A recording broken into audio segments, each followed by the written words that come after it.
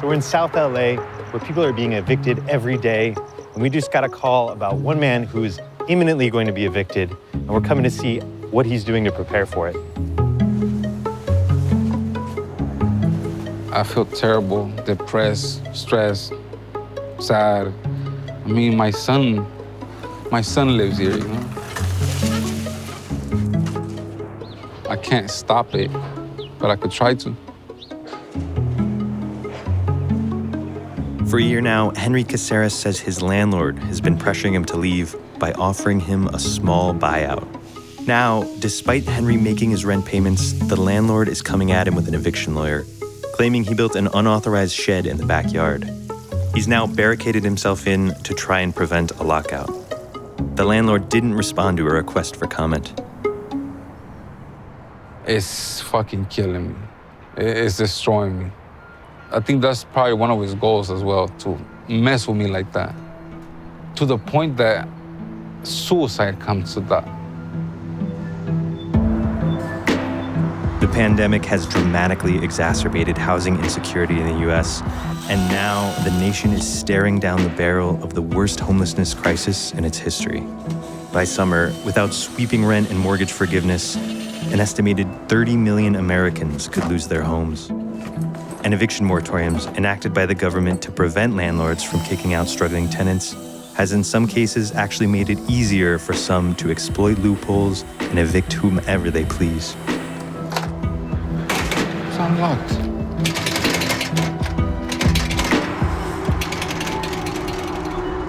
Four days after we met Henry, the sheriffs arrived to evict him.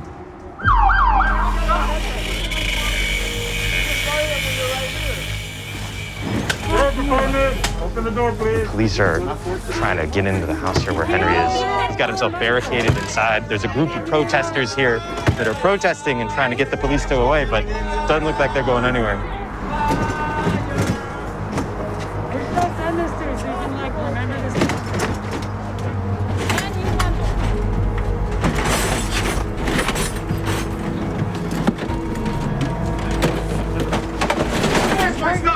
Damage my shit! Fuck you!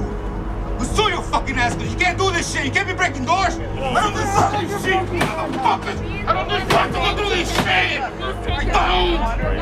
If I was guilty, then I won't fucking leave. This doesn't belong to you. No, this is fucking this is my shit. Yeah, I know. it's my shit. Yeah, you're not here to take my shit. That's not your job. We'll secure for 15 days. No. It's my fucking house. Give me one more fucking chance.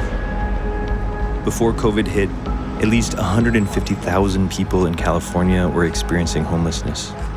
Now the pandemic is projected to increase the number of newly homeless like Henry.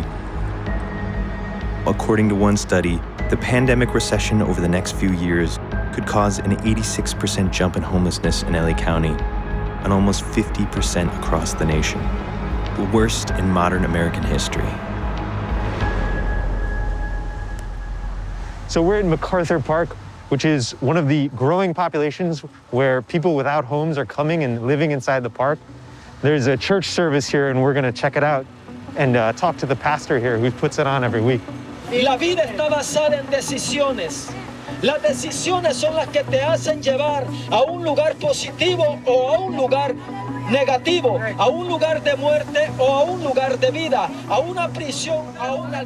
We used to do like 150, 125 or 150 people. Now we're serving over 300. What kind of people are coming now? I will say probably, the 30% is people that have been on the street all the time. Since last year, I see that it's not just single man or a single woman. It's families involved, kids involved. And I know a lot of families, they're living in their cars because of the pandemic. What do you think happens next now? What do you think it's going to be like here for these people? I tell you, man, it's going to get worse. It's going to be almost a year. And for these people to recuperate what they have lost, they got to start all over again.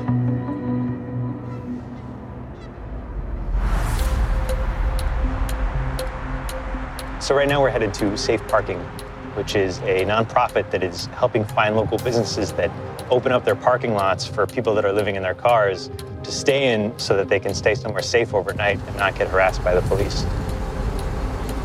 What's it like for you to see more and more people come here lately? It's difficult. A lot of people think this is transitional, to the fact that a lot of people don't even consider themselves homeless because they're like, oh, you know what? I'm not homeless. I'm not living in a tent.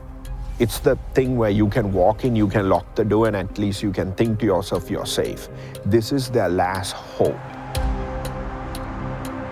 In the past few years, especially LA, recreational vehicle sales are skyrocketing because people know they can afford a retirement. Homelessness was bad before, but COVID just pushed it through the roof. With a lot of the people who use our services, their homelessness from being in a vehicle to going in a tent could be a simple engine failure. In LA County, some 19,000 people are living in their cars. Mel's NGO provides around 190 spouts a night. They also offer pop-up showers in parking lots for the thousands cut off from basic resources, many of whom still need to be presentable for work each day, like Shady Mallory, who's a licensed hairstylist. I'm here today for a shower, as usual. We check out today, socks. Make sure that shower. Okay, I'll be back. Call me, I'll be in my car. How long have you been in your car? How long have you been living here? December 23rd, 2019. I've been independent all my life. If it wasn't for my skill, I probably would really be without anything. There's a misconception about people here that they're not working, but these people are coming here to shower so that they can go to work after, clean and ready. Just because you live in a home and you go to work every day, well, I'm homeless and shower and come to work every day. We have a paycheck. We have the same, we get paid the same days, but we don't have the same stability outside of working.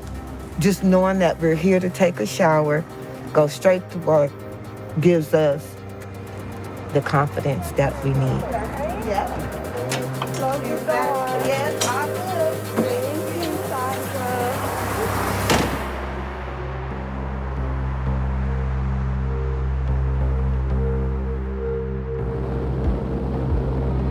But many of today's short-term housing solutions are overshadowed by the economy's long-term problem. North of LA is Oregon, a state that ties California in homelessness per capita, despite being a tenth of the population. In the city of Salem, where 70% of the homeless population is unsheltered, entire makeshift communities have popped up. Just behind a local Walmart is Cascade Gateway Park, where about 300 people, some chronically homeless and others newly homeless, are now packing together in encampments. What was it like when you first got here? Very tough. We came here looking for help from our family. Our family was in the same predicament. I mean, they were one paycheck from being out on the street as well as us. Since losing his job as an auto mechanic when the pandemic began, Aaron Van Loo has been living on the edge of the park with his family. He's emblematic of the many Americans who are one paycheck away from losing everything. Back over on the other side of the bridge, that's where a lot of the people that have been in the park for a longer period of time are staying. They push back like a little deeper in? Yes. The new people of the park, especially the families, they like to be close to the entrance in case something does happen. They can have faster emergency response. What are some of the dangers that you've seen here? I've seen people get stabbed. We had kids come up missing here and actually taken by people and taken into the woods. That's a very real possibility that you can be harmed or injured on a nightly basis. So this is just like the Wild West where you're just kind of on your own? For the most part, it definitely is. How's it changed since kind of the world shut down? The population is growing quite a bit. Now that COVID's happened, we got lots of families here, lots of couples here. They're setting up for longer term. They're not setting up for short term, just staying and leaving overnight. These are people that are having to set up basically their whole lives over in a tent. Would you like some pancakes? Eggs, sausage, biscuit? How did you see people that were experiencing homeless before you yourself were in this situation? I had a very biased view. I'd always seen them as being lazy or drunks or addicts or something like that. never really saw them as being equal. I've come to find that they're just like everybody else. They're just normal people that were living normal lives. Then they just lost everything.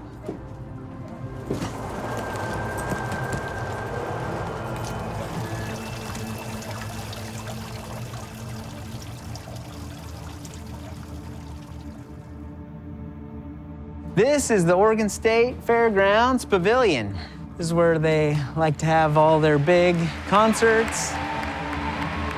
Every high school graduation happens here. They can bring monster trucks in here. DJ Vincent is a Salem pastor that has spent the past 13 years serving the steadily rising homeless population here. Now, with a sharp increase in numbers since the pandemic began, the city has tasked him to find somewhere new to house people. So what you're seeing here is a total of 50 squares, 15 by 15 feet, and every household that comes in is going to get their own square. And why is this important to have this space and to have these like spread out and have them organized? We want people to feel like, they've got their own place to be and that they're allowed to be there. They can be at peace there. They can be safe in terms of COVID. And we're not gonna just ask them to pack up their stuff and leave the next morning.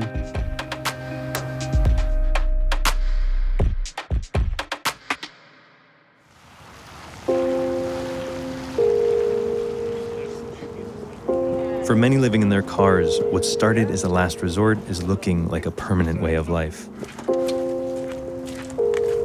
For years, Gloria has been in and out of shelters.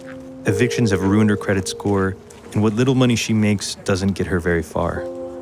This fairground offers her the hope of getting back on her feet. What brought you to your car? We got evicted, and we haven't been able to find a place since. I'm hoping to be able to save up for a motorhome. I've tried to get into housing, and housing authority just never calls back. So I'm like, I'm done. I just can't trust people. Hi. I'm Christy. Hi. I will need a tent, and there's 2 of us and a puppy. I grew up, you got good grades, you went to college, got married, had kids. I did everything right, and it still came out wrong. Honey, what's your doggy? Cuddles. Hey, Cuddles. Yeah, this is gonna be us for a while. So this is blue, so we wanna go to the next section that's green. This is us, Miss Cuddles. You guys are doing amazing work getting this all set up. Right now I'm at the point where it's ready to start falling back together. While Gloria is hopeful, it's only a temporary fix. She's only allowed to stay for 90 days. And no matter how much progress is made, it's clear that the country is now entering a new era of homelessness. So what's it like in here? Oh, it's comfortable. I can relax. Yeah? Just like a big sigh of relief. What are you hoping for? Unsheltered people for the next couple of years? How are you hoping? I want people to see that we are just like everybody else. We just don't happen to have a house. The pandemic's not gonna last forever. People are still gonna be here. We're still gonna need jobs. And, you just have to be hopeful.